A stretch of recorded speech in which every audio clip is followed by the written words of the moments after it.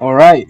Good morning, afternoon, evening, night. I don't know what time you're watching this, but hello, it's me once again, AfroBlez, seeker of manga, here to talk about Cool Knights of the Apocalypse, chapter 157, Lives Pulled Together. And for the chapter cover, we kind of just got a little chibi Percival, 18 years old now, quite lovely. Him holding on to his grandpa's coat. We still need the helmet to complete the fit, but this guy looks fine regardless. Now the next page, we obviously get Thetis sort of throwing up her set and opening a gate to Camelot. So Thetis then goes on to explain that as soon as they step in, they'll close it. They'll close the gate so that Arthur doesn't detect the hole, so that they're not compromised. And obviously she warns them exercise caution and that they have little to no information on Camelot, especially the four evils. Percival understands, and Hauser goes on to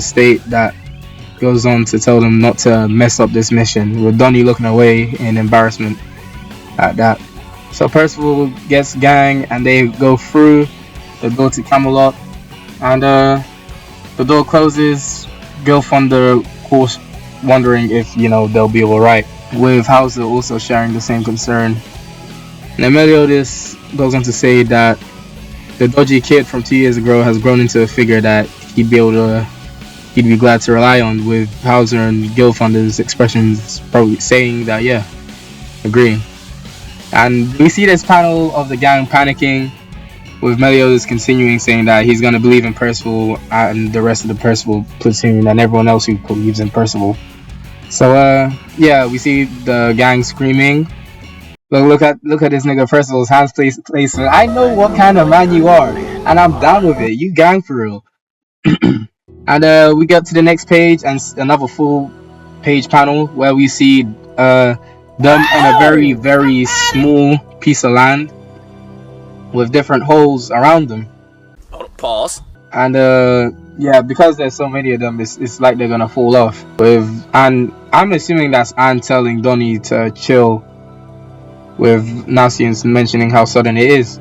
And before we go on further, I'd like to say that I'm quite surprised Nasians was able to go through, because obviously, Camelot is reserved for humans only. So Nasians, them not being human in any regards, shouldn't technically be able to. But I'd seen someone say that maybe it's because he's like, maybe that they are like that they're a hybrid.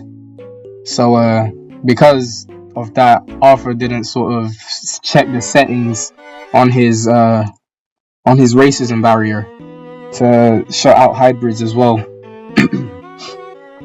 He wouldn't because of Worldane. But anyways, and other half humans like the Beastmen. So it was probably that as well. So back to the chapter. Percival's sort of mocking how little the foothold is being Camelot, with Anne saying that Camelot is comprised of a bunch of fragments, some with the size of entire countries, with the vortexes around them being called chaos holes, and they're just corridors that randomly connect to other fragments of Camelot. Which makes you wonder why Arthur would sort of fragment Camelot like this, or maybe it's a case of this the only way he can maintain it for now, because obviously he's stealing pieces of Britannia to put into his world, so maybe it's something to do with that. Anne goes on to state that they had lost contact with Gawain and Team Tristan a while ago, and that it'll probably take a long time before they'll be able to find them. But Percival isn't really listening, just looking around, and then goes up and is like, "Oh, I see it."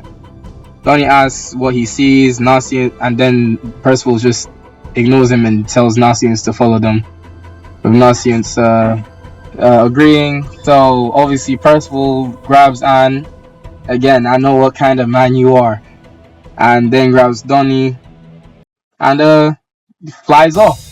Nasians following close behind into the vortex above them, with Donnie asking if Percival's crazy, and asking if he's not just counting on sheer luck. But Percival goes on to explain that that he can feel it past this thing, since as a life spirit, he's got brethren wherever life exists, and obviously Camelot is a place where living beings exist. Ergo, he gets info sprouted to him all the time whenever he needs it. So, and Donnie says, like, is that how you know what happens to go for a bow strike? With Percival explaining that he only got a general outline of it, and Nasi asking if it's past here, and Percival stating, yep, no doubt about it, that past this Chaos Hole is where they're going to meet the first of their targets to reassemble. And they go through the Chaos Vortex, burst into some farmland. First frame, he gets hooked to a blade by this butt-chinned old man who's explaining that, this is my orchid. Who the hell are y'all, and where do you think you're going? Percival and the gang sort of look around and see that, yeah, they are actually in an apple orchid.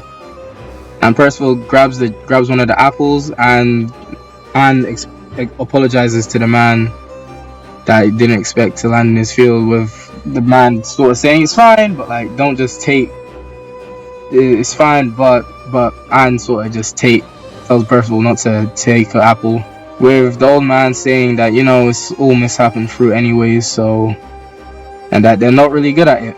Percival eats it, and the old man looks like he's expecting Percival to throw up, but Percival says, it's great, just packed with flavor.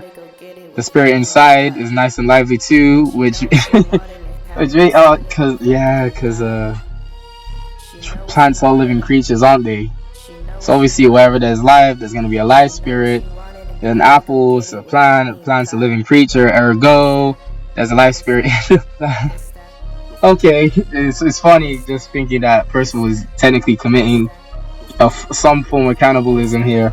Am I allowed to say that word on YouTube?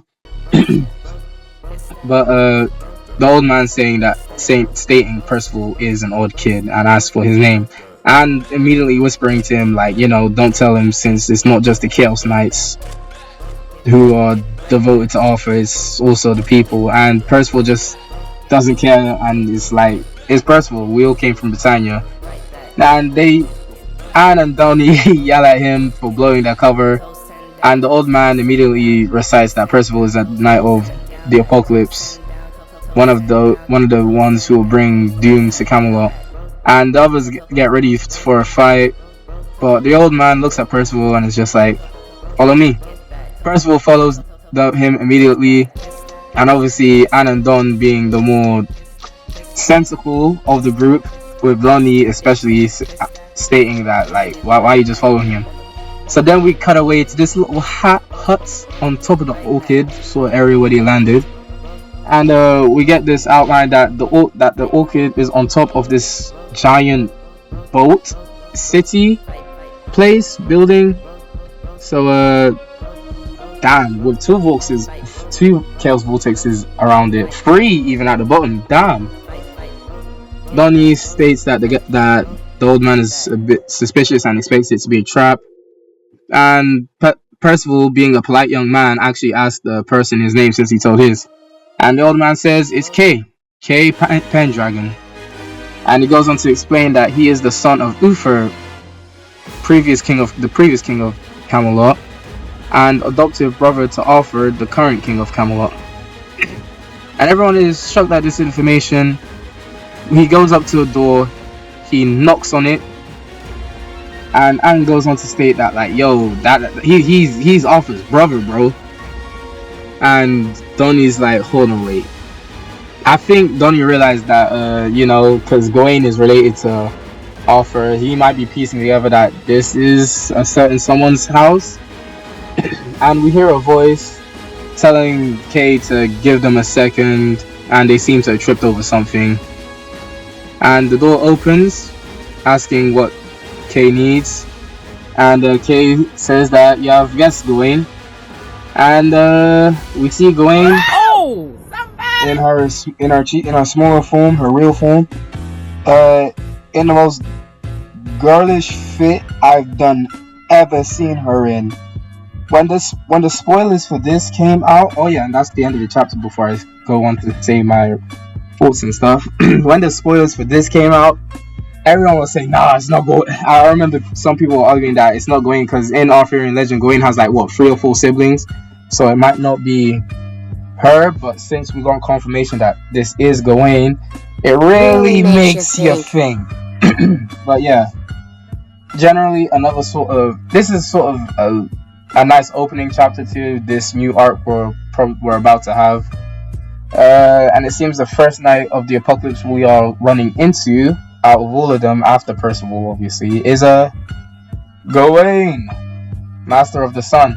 Well, this makes you wonder, like, what happened to Gawain? Because she seems very obedient, not like her usual tomboyish self from before the time skip. Did like the feminine second puberty hit during the 2 years? During the 2 year time skip? If so, and this is the result, then Zammin and Gaia bring, because man, Gawain was really one of the boys, and then who knows? She could have been taken.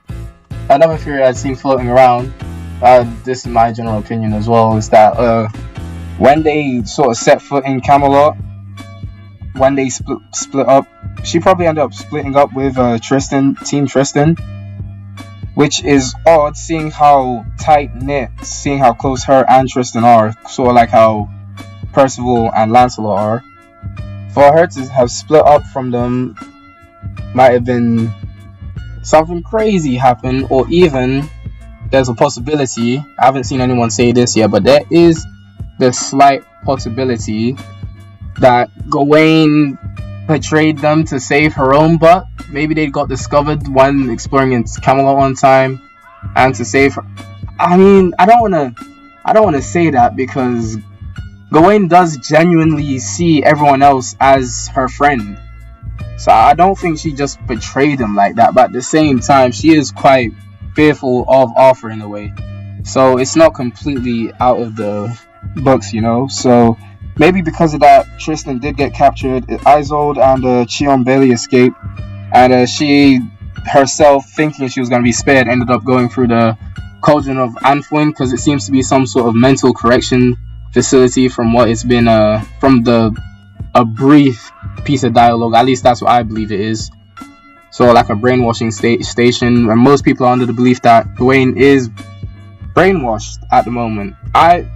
Another thing that could be said is she could just be pretending and just wants to sort of make her father somewhat happy, maybe because she had spent time with the rest of the knights and like the rest of the cast. She has become more thoughtful of people, and when she came back to Camelot and they ended up treading in Kay's land, she decided, you know, enough's enough, let me actually be sort of like the daughter my dad wanted me to be, type shit. Some people think that maybe it was Kay's wish and he's being controlling. I've seen some people say that maybe he's showing Gawain to them, to hoping that he'll get the old Gawain that he raised back. But who knows? There's also the question of Gawain's grandparents, because she did mention them a couple times, so we're not seeing them here. I theorized when I first saw the leaks. I was talking with a friend saying that it might be a Camelot illusion. Generally, that's what I think on this sort of Gawain situation. This was a good chapter, but I do want to say that I'd seen people say some heinous things about this Gawain situation on Twitter, and it's just like this. Okay, you see, I'm not gonna say that Nakaba hasn't done questionable things in the past, mainly Elaine, but it's like, at the same time, have y'all never seen a petite woman? I mean, if you're on Twitter saying brain dead shit like this, then maybe you haven't been outside and seen a woman. But they come in all shapes and sizes nowadays, so it's like people are calling it like a disgusting fetish or something like that, and it's like, ay, bro. Like there are genuinely women in the world who are just short but still are full figured, if you understand what I'm trying to say. And it's people trying to label that he's an Epstein disciple because of this, which is crazy, because thinking about it, 2 years have passed. She's the same age as Tristan, Lancelot, and Percival, so at this point she's 18.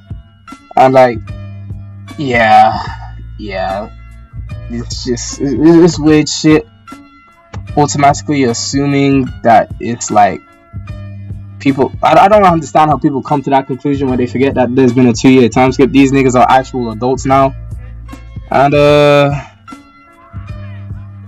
yeah, it's just a sad state of the world where people actually genuinely just sexualize anything. But I'm not one to talk about that kind of stuff anyways. I'm just here to review manga, give my opinions on it, and be off to slave for corporate for the next couple days until I have to make the next video. That we will be on a break next week in terms of there won't be a chapter for full nights next week. So there's that. I think someone wanted me to talk about how the Knights would react to Percival returning. I may do a video on that possibly if I have the time, because I just see my rota. It's gonna be tough, but generally this was a decent chapter. Nothing big happened. We got some more information. More evidence for my fear on Percival being king of the life spirits. I'm never gonna shut up about it, bro. I'm never gonna shut up about it. Because when the reveal comes and I'm right, I swear. Yeah, I don't really have anything else of note to say about this chapter. I think I'll also, if you know this series, then this does apply to you. But I do plan on starting to review the Ragnar Crimson chapters because it's a monthly thing, so I can do that on top of these 4 nights chapters as well. So I'm thinking about starting to review the Ragnar Crimson chapters. I won't do the June chapter. I'll do the chapter that's coming now. If there isn't a chapter for this month though, however, I will do that. I will go back and do chapter 75, Aura Control. I will do a manga review on that. So I'll do that. Because if I'm the secret manga, I'm only talking about one series, then it's like narrowed. Another series I think I'll start reviewing will possibly be, I want to say Chain Soldier, but at the same time, it's like I'd rather just make a whole sort of video essay talking about that series, because honestly, I'm thinking about rereading it anyways. Because honestly, it's probably my favorite manga in the ecchi genre. Yeah, it's probably my favorite manga in the ecchi genre, and I'd really like to talk about it. I originally just wanted to gatekeep the series though from individuals in my friendship group, but honestly I don't really care at this point. I want to talk about this shit. So yeah, future things for the channel. I'll still do the 4 nights videos. Jujutsu Kaisen I thought about it, but it's like I might as well just wait for the series to end and then I'll just do a video essay on that. So yeah, there's that. A series video essays will sort of be discussing about like mangas that and webtoons that I do like will be a thing. So I know Tower of God season 2's anime has finally dropped. I've watched 2 episodes already. Don't watch the endings on episode 2. You'll get spoiled for the rest of the season. But I might go back, reread, like go to high school and Tower of God and do like video essays on each season. That might be nice. Anything else on the channel you guys would like me to discuss, like any of the series? If I've read it, then I'll obviously do it. I mean, even if I haven't, I'll check it out. If it's to my tempo, then obviously I'll talk about it. But yeah, generally that's what I have to say for this video. Thank you for listening. I thought this was gonna be a short yap session, but it's a yap session. They're never gonna be short with me. We'll think that yeah, I'm not gonna say what I was about to say. But yeah, thank you for listening. Till next time, peace.